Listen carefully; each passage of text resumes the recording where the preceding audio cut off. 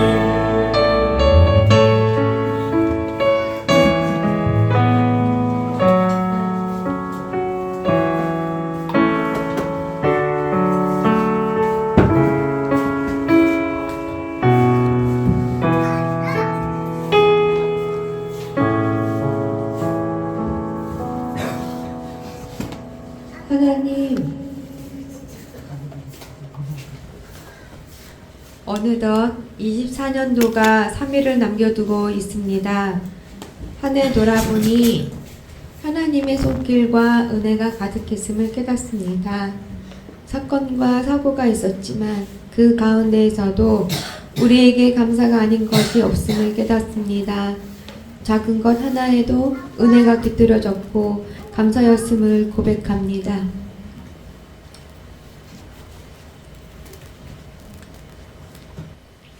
우리의 인생길에 구름 기둥으로 불 기둥으로 우리를 보호하여 주시고 인도하여 주시기를 간구합니다. 날마다 우리가 주님보다 앞서지 않고 우리의 생각으로는 늦는 것 같지만 주님께서 말씀하시는 대로 주님을 의지하며 한 걸음 한 걸음 걷게 하여 주옵소서. 오늘 12월 마지막 주일을 맞이합니다.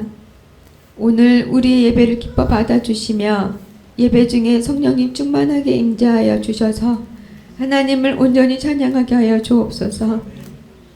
또한 성찬식을 통하여 우리가 주님의 겸손과 한없는 사랑을 다시금 깨닫고 아버지와의 관계가 깊어지는 시간 되게 하여 주옵소서. 말씀을 전해주실 목사님을 위하여 기도합니다. 교통사고로 인하여 아프신 환부가 후유증 없이 회복되어지게 하여 주옵소서. 또한 이 일로 하나님의 영광이 드러나기를 간구합니다. 목사님께서 말씀을 전하실 때 성령님 강하게 임재하여 주시사 온전히 말씀을 선포하시게 하시고 하나님 아버지의 뜻만 나타나게 하시기를 기도합니다. 영혼 구원하기 위해 세워진 목장이 있습니다.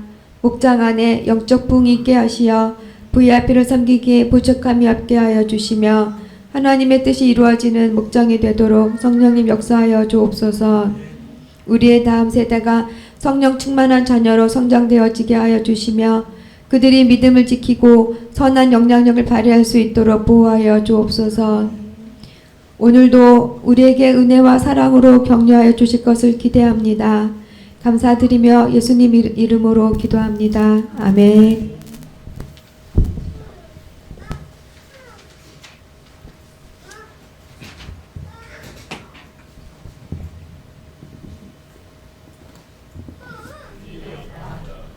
아멘. 네. 오늘 말씀 제목은 권위와 믿음은 같다라는 것입니다. 오늘 본문 7장에 보면 백부장에 대한 이야기가 나옵니다. 특별히 예수님께서 믿음을 칭찬한 이방인 중에 첫 번째 백부장이었던 것 같아요. 이 백부장은 100명의 군사를 거느리는 사람입니다. 또 로마의 막강한 군대의 중추전 역할을 했던 사람이 바로 백부장이었습니다. 백부장의 특징을 우선 우리가 알아야 되는데 그 특징 중에 하나는 백부장은 용감하다라는 것이에요. 그리고 또 한 가지는 경제적으로도 아주 여유로운 사람이라고 알려져 있습니다. 특별히 그 시대에 하급종이 75데나리온을 받았다 그래요. 그런데 이 백부장은 보통 일반인의 몇 배 되냐면요 100배가 되는 월급을 받았대요. 100배. 와, 상상을 초월하죠. 그만큼 백부장은 로마의 중추적인 역할을 했기 때문에 그만큼 대우를 해줬던 것 같아요. 특별히 오늘 본문에 나오는 백부장은 문화를 존중하고 사람들을 굉장히 많이 존중했던 것 같아요. 그래서 그런지 유대 지도자들에게 인정을 받는 사람이었어요. 근데 백부장이 참 오늘 본문에서 보면 자기의 종이 이제 죽게 되니까 유대인 그 지도자들을 통해서 예수님께 청탁을 넣었어요.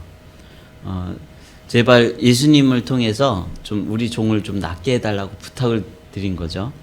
근데 이 백부장은 예수님을 믿는 그렇게 종교를 개종한 사람은 아닌 것 같아요. 여기 성경에 보면은 우리 민족을 사랑하는 이렇게 표현하거든요. 하나님을 사랑하는 백부장이라 표현 안 하고 우리 민족을 사랑한다. 그만큼 이 백부장은 한 사람 한 사람을 존중할 줄 알았던 사람인 것 같아요. 지혜롭고. 그래서 그런지 몰라도 유대 지도자들이 다 와갖고 예수님한테 제발 이 사람은 하나님께 은총을 받을 만한 사람이니까 그 종을 좀 치료해 달라고 부탁이 들어옵니다. 그런데 오늘 본문을 통해서 예수님의 칭찬을 통해서 알 수 있는 게 무엇이냐면 이 백부장은 권위가 무엇인지 확실히 알고 있었던 것 같아요. 권위. 6절에 제가 한번 읽어드릴게요. 예수께서 그들과 함께 가셨다. 예수께서 백부장의 집에서 그리 멀지 않은 곳에 이르렀을 때에 백부장은 친구들을 보내어 예수께 이렇게 아뢰었다. 주님, 더 수고하실 것 없습니다. 주님, 저는 주님을 내 집에 모셔들 만한 자격이 없습니다. 그래서 내가 주님께로 나올 엄두도 못 냈습니다. 그저 말씀만 하셔서 내 종을 낫게 하여 주십시오. 여기 보니까 예수님이 오시고 계시면 오시네, 잘 됐네 이렇게 하는 게 아니라 중간에 사람을 또 보낸 거예요. 예수님이 오신다고?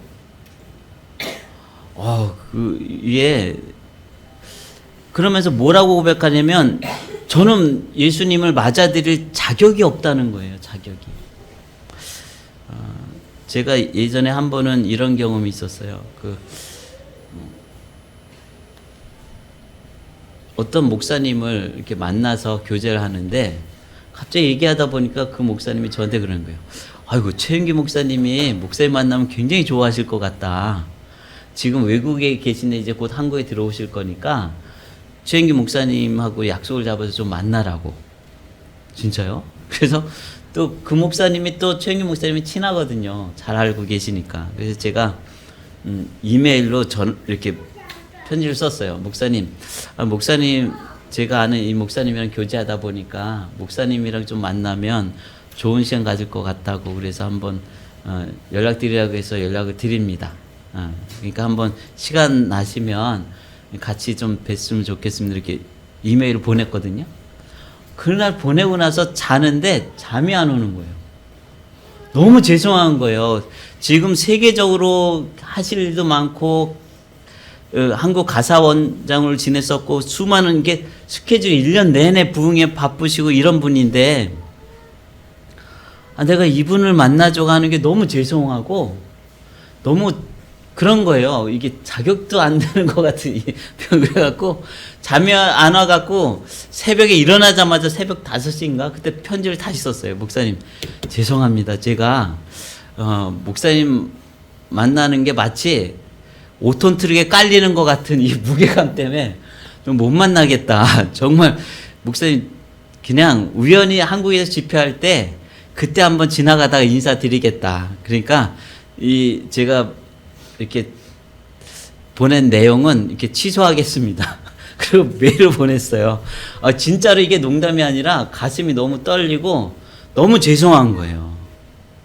근데 답장이 왔는데 저는 그렇게 무서운 사람이 아닙니다. 그러면서 목사님을 진짜 만나고 싶었고 사모님이랑 같이 오시죠.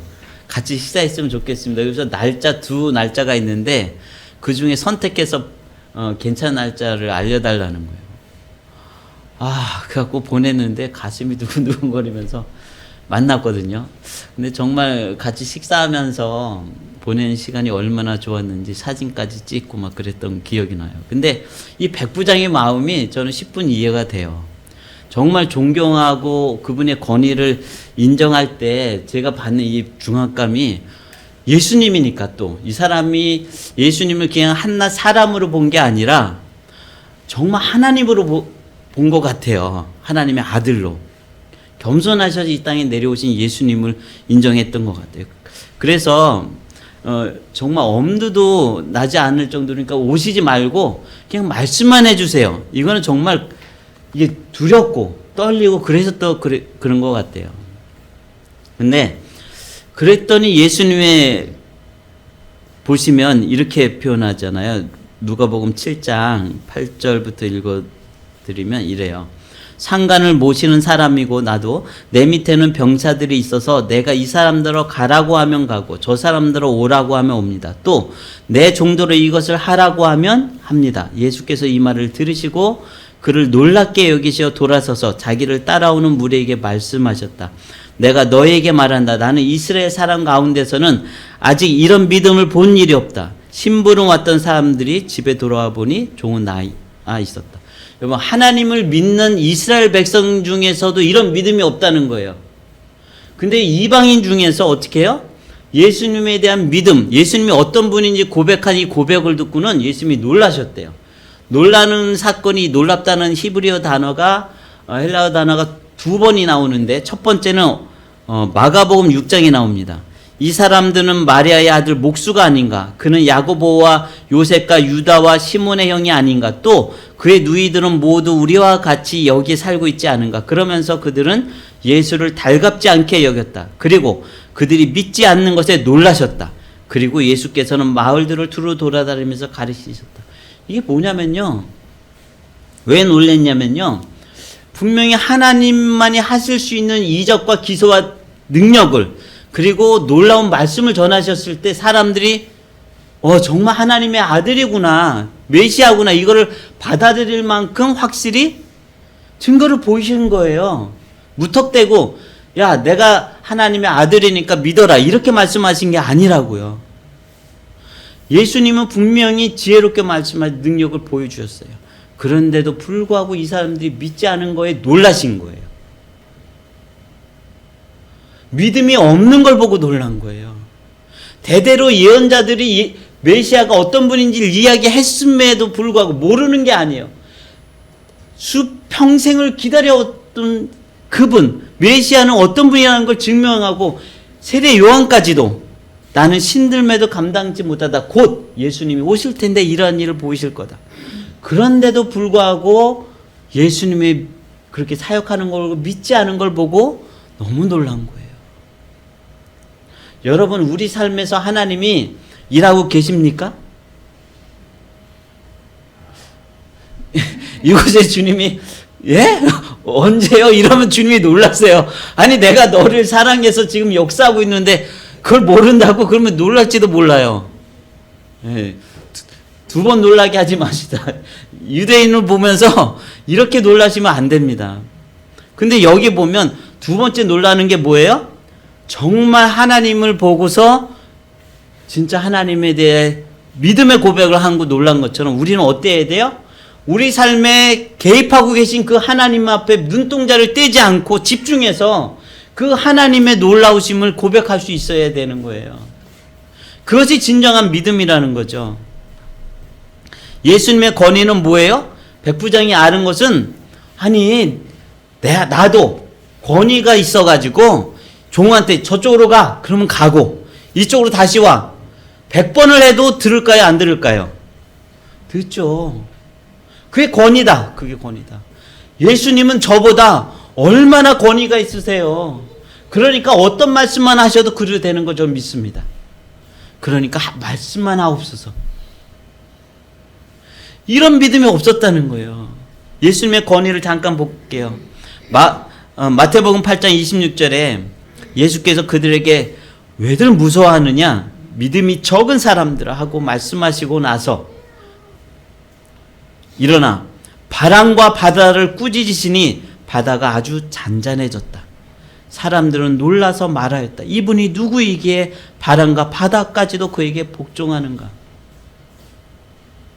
여러분, 바다와 자연까지도 순종시킬 수 있는 권위가 누구한테 있었어요? 예수님께.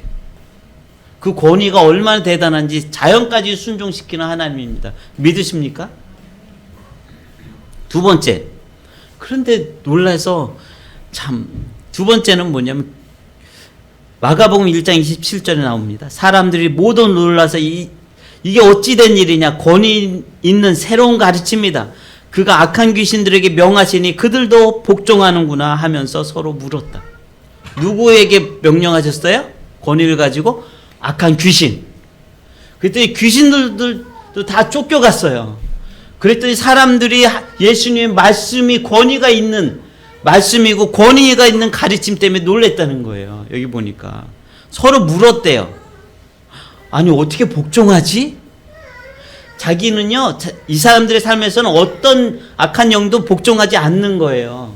아무리 명령해도. 근데 예수님 말씀에는 복종하는 거죠. 두 번째 만물입니다. 요한복음 2장 11절에 보니까 예수께서 이 첫 번째 표징을 갈릴리 가나에서 행하여 자기의 영광을 드러내시니 그의 제자들이 그를 믿게 되었다. 갈릴리 가나에서 어떻게 했다고요? 물을 포도주로 바꾸는 사건이 일어났죠. 그게 영광을 드러내시는, 영광이라는 게 바로 권위라는 뜻이에요. 또 다른 표현으로 표현하면 하나님의 권위를 드러내셨다는 거예요. 그러니까 모든 만물이 주님께 순종하는 거예요. 자, 저는 물인데요, 예수님. 반문을 제기한 적이 없어요. 저를 포도주로 바꾸시려면 여기다 다른 걸 첨가하셔야죠. 포도를 가지고서 만드셔야죠. 이렇게 반문하지 않습니다. 납득이 안 갑니다. 이러지 않습니다. 그냥 물이 포도주가 되라. 그럼 되는 거예요. 여러분, 예수님 직접 자신의 권위에 대해서 어떻게 말씀했는지 보세요. 마태복음 28장 18절에 예수께서 다가와서 그들에게 말씀하셨다. 나는 하늘과 땅의 모든 권세를 받았다. 모든 권세를 받으셨대요. 그러니까 물리적인 거, 자연적인 거, 영적인 모든 세계에 대한 진정한 절대 권위 앞에서, 예수님의 권위 앞에서는 순종할 수밖에 없다는 거예요. 근데 유일하게 순종하지 않는 대상이 한 사람인데 그게 바로 죄성을 가지고, 죄의 본성을 가지고 교만해진 사람만이 예수님의 권위를 무시하기 시작합니다. 여러분, 믿음은요, 무엇이냐? 믿음 그러면 믿습니다, 이것이 아니라 예수님의 권위를 인정하는 게 믿음인 거 아세요? 왜요? 백부장이 예수님의 권위가 어떤 것인지 알고 말씀만 하옵소서 그랬을 때 뭐라고 칭찬했어요? 너는 제대로 아는구나, 이렇게 말씀한 게 아니라 내가 이만한 믿음을 본 적이 없다. 믿음을 칭찬하신 거예요. 진정한 권위가 뭔지, 어디로부터 오는지, 그 권위가 무엇인지 아는 것이 믿음인 것이에요. 여러분 믿음 있으세요? 예수님의 권위, 그 권위가 무엇인지 정확히 알고 있다면 여러분은 믿음 있는 거예요. 믿음의 성장은요, 권위를 인정하지 않으면 믿음의 성장이 있을 수 없습니다. 권위를 인정하는 만큼 믿음이 있는 거예요. 믿음이 있는 만큼 순종하는 거 아니겠습니까? 그 믿음을 보려면요, 기도하는 거 보면 알 수 있어요. 여러분, 눈먼 사람 보면 눈이 뜨게 해달라고 기도하십니까? 아유, 무슨 뭐 치유 은사가 있거나 예수님이거나 베드로이거나 누군가 정말 대단한 사람만이 눈먼 자를 뜨게 해달라고 기도해야 되는 거 아니야? 그렇지 않습니다. 질병도 예수님 앞에 순종해야 되는 거 아니에요? 그러면 당연히 기도해야죠. 예수님의 권위를 인정하는 두 가지 방법이 있습니다. 첫 번째, 불가능한 것을 구하는 것입니다. 왜? 주님은 불가능한 것도 가능케 하시는 분이니까. 예수님께 기도하라고 했잖아요. 우린 그래서 늘 기도해야 돼요. 두 번째는 우리가 안 되는 것, 몸의 연약함을 허락하시면 그대로 받아들이는 것도 인정하는 거예요. 사도 바울도 주님께 구했잖아요. 자기의 연약함을, 하나님, 저의 연약함을 고쳐달라고. 근데 주님이 3번이나 기도했을 때 너는 그것이 너에게 은혜다. 족한 줄 알아라. 그러니까 예수님의 권위를 믿고 그냥 그대로 평생 사역하잖아요. 죽을 때까지. 하나님께 기도했을 때 회복해 하는 것도 주님의 권위지만 하나님의 허락 안 하는 것도 주님의 권위 아니겠어요? 그러면 그것조차를 그 몸으로 살아가야죠. 저도 간질로 쓰러졌을 때 15년 동안 쓰러지는 것이 하나님이 허락하시면 그대로 가다가 어느 날은 하나님, 주님이 고칠 수 있으면 고쳐주세요. 하나님께서 고쳐주시면 평생 주님을 위해서 살겠습니다. 그렇게 기도하고 불치병이 났어요. 저는 매일 증인을 위해서도 기도합니다. 내가 정상이 될지어다. 온몸이 건강하게 될지어다. 전 믿음으로 그렇게 기도합니다. 언제 들어주실지 모르지만 주님께서 어느 때든지 말씀하시면 온전하게 될 걸 저는 믿습니다. 여러분, 주님을 위해서, 불가능한 것을 위해서 기도하셔야 돼요. 권위를 인정하지 않는다면 여러분, 우리의 믿음은 자라지 않습니다. 그래서 대부분 내가 사실은 믿음 있는 것 같지만 믿음이 없기 때문에 그냥 할 만한 것만 내가 순종할 수 있는 것만 구하는 사람들이 많아요.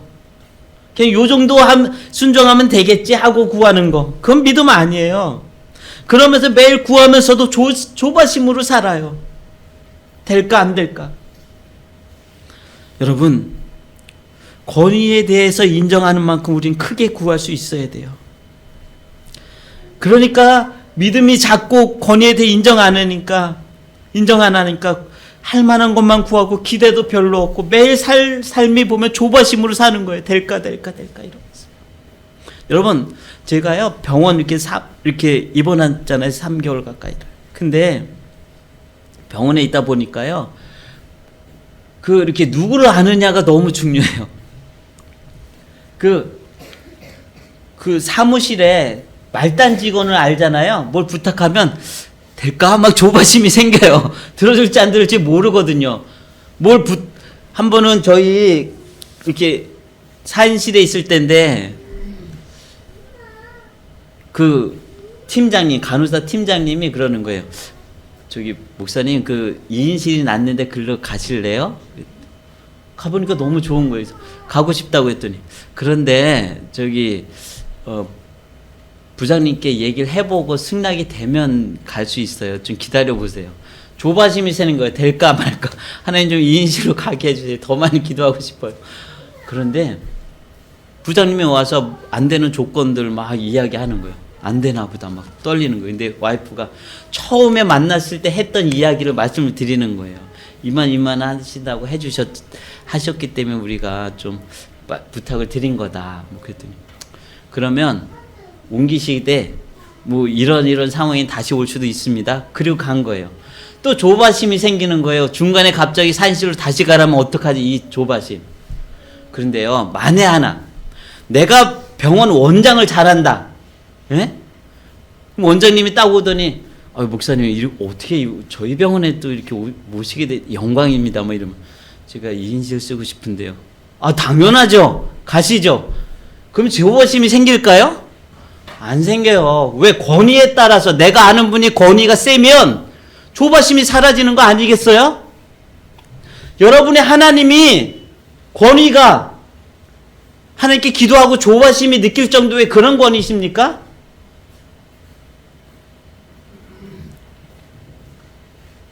아니잖아요. 모든 만물이 다 순종한다고요. 그 하나님께 기도하고서 그렇게 마음이 안 놓여요?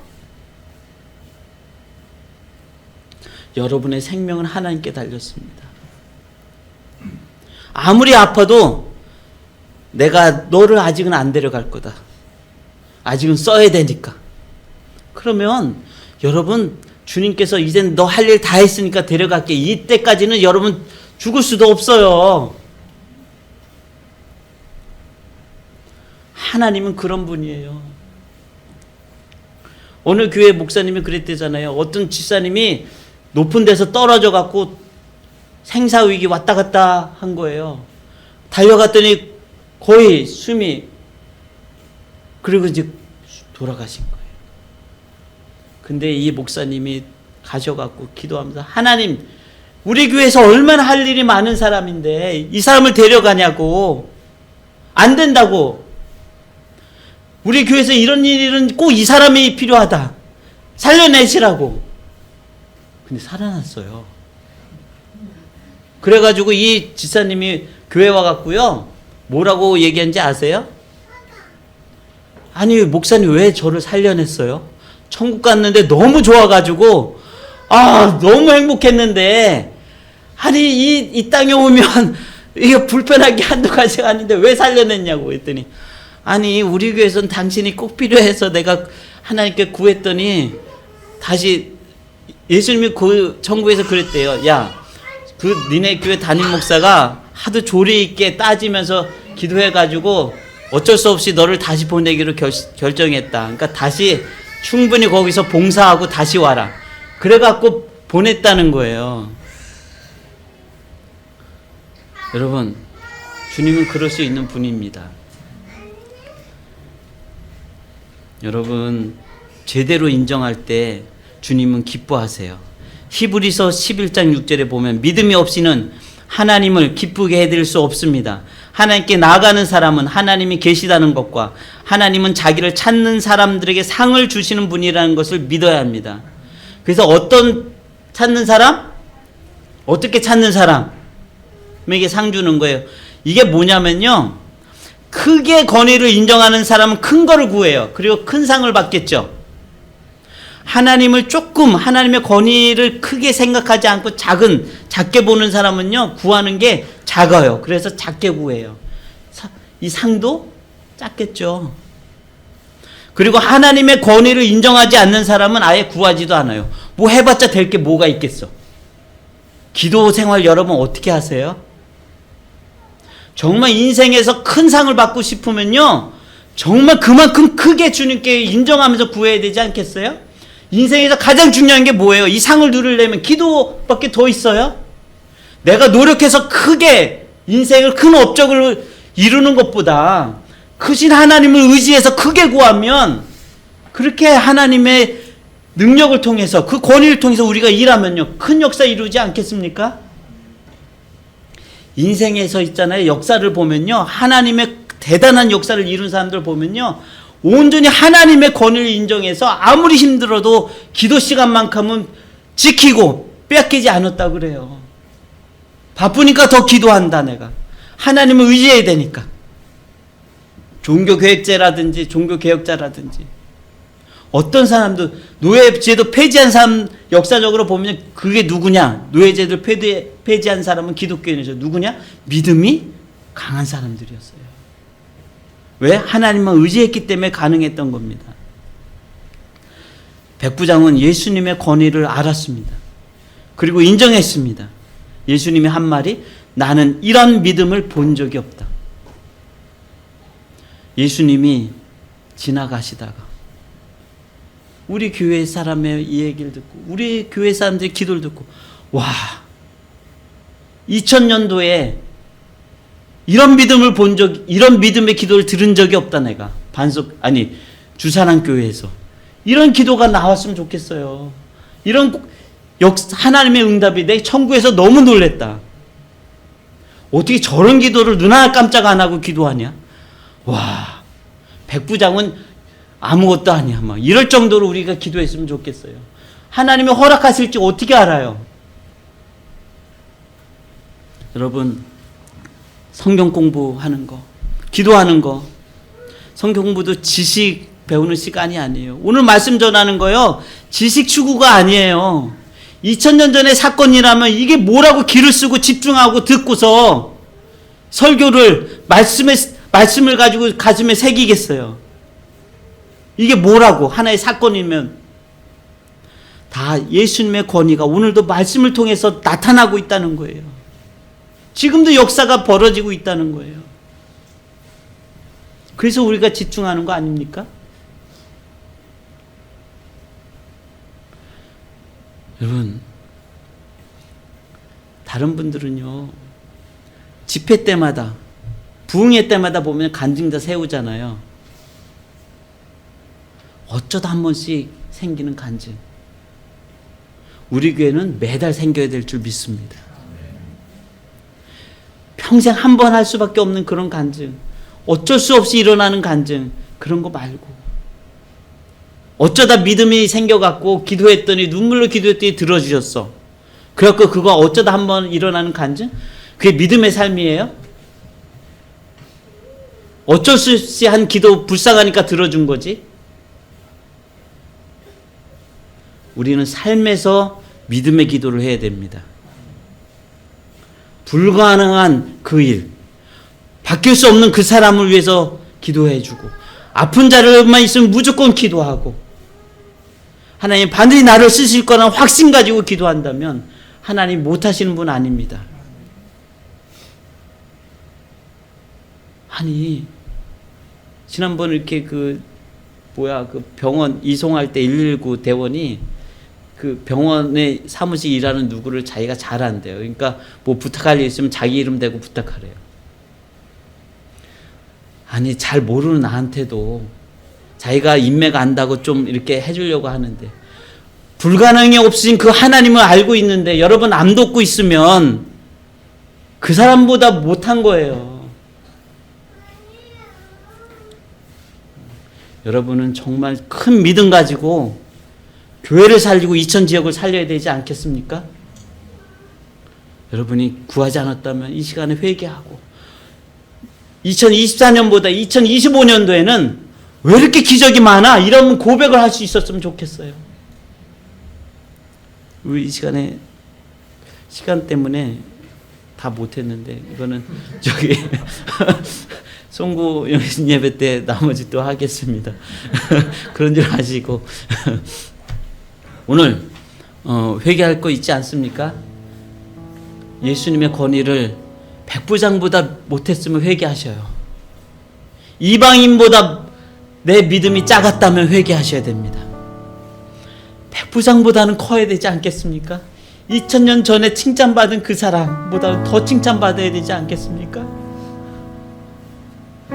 유대인들은 왜 이런 기적이 일어난지 이상하다. 믿음이 없는 것 때문에 놀라는데 여러분 이제는 주님을 사랑하니까 우리의 믿음 때문에 놀랄 수밖에 없는 그 은혜가 있기를 소원합니다. 같이 기도하겠습니다. 오늘 믿음의 기도에 같이 했으면 좋겠습니다.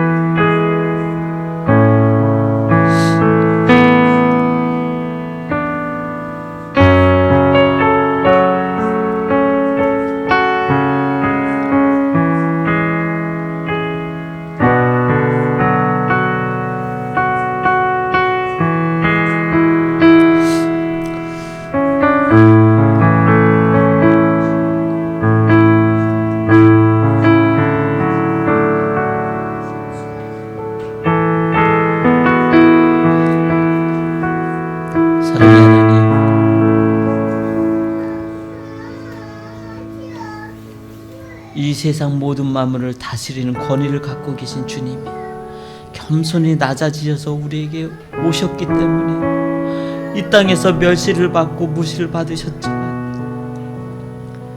이젠 주님의 권위가 증명된 이때에도 주님을 무시했던 부분이 있다면 용서를 구합니다.